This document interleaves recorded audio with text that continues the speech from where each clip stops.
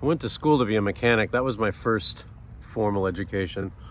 And the final exam required us to tear down a 6-cylinder Chevy engine, an old, 6-cylinder, and break it down to its atomic parts, put it back together and have it start.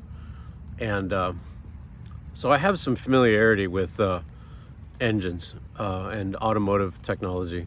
And there's this pervasive myth that the old engines were better. It's just not true. Absolutely not true. They might have been simpler, but that doesn't mean they're better. By comparison, modern engines are just more efficient, more effective. They run cleaner and they have a lot more horsepower. That's just a hard truth. And I had this great experience. I worked in manufacturing. I worked in the printing and copying industry for companies like Xerox, and we hired mechanical engineers, automotive engineers, firmware engineers from the automotive industry. So I learned a lot about the innovations that came to characterize the automotive industry. There is a few differences. One of them is that the core part of the engine is just more efficient and more effective. But in order to maintain its state of performance, it needs to be maintained in a regular schedule, and there are more exotic synthetic materials that go into that. But the other thing that's interesting are what's called field replaceable units, FRUs. When you build a copy machine or you build an automobile, there are field replaceable units that are essentially disposable after a certain what's called a duty cycle. And but the core engine is actually fairly reliable, provided you're doing proper maintenance. And I can give a pretty decent example of that. I have a 20-year-old minivan I got from a family member. When I first got it, it just wasn't running well.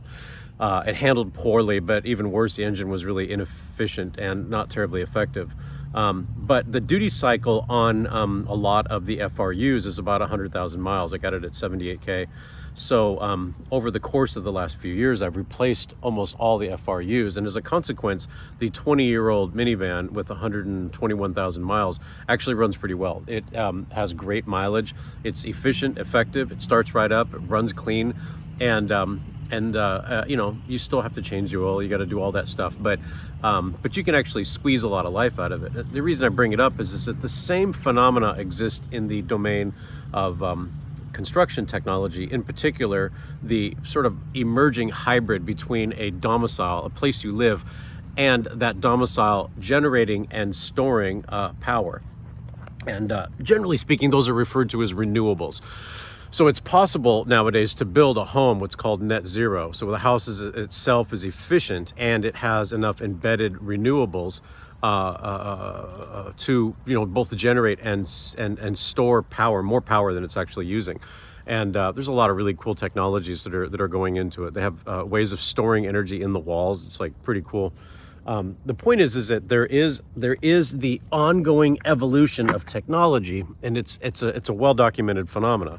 It's called the adoption of technology and innovation curve. It's actually something that is true with all innovations. And people who are in the domains tend to ossify around a certain belief system, and then that closes them to the acknowledgement and the adoption of different innovations. And part of the reason that the housing industry has been stifled innovation is because it hasn't had to innovate. There's certain stakeholders, mostly in government, that actually maintain a state of ossification. And as a consequence, the housing industry has become non-competitive. So, what we're doing with Terra Global is bringing forth a hybrid package that has a lot of things in there, inclusive to high quality food as health and workplace initiatives, etc., that actually bring forth those innovations. That's what we're doing.